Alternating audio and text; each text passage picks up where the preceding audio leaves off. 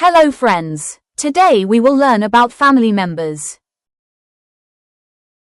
Father. Father is the head of the family. He works and takes care of everyone. Mother. Mother loves and cares for us. She cooks food and helps us every day. Grandfather. Grandfather is our father's father. He tells us stories and gives advice. Grandmother. Grandmother is very loving. She takes care of everyone and tells bedtime stories. Brother. Brother is the boy in the family. He plays and studies with us. Sister. Sister is the girl in the family. She shares, plays and helps us.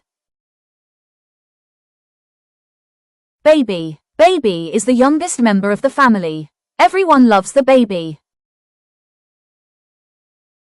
Family is a group of people who love and care for each other.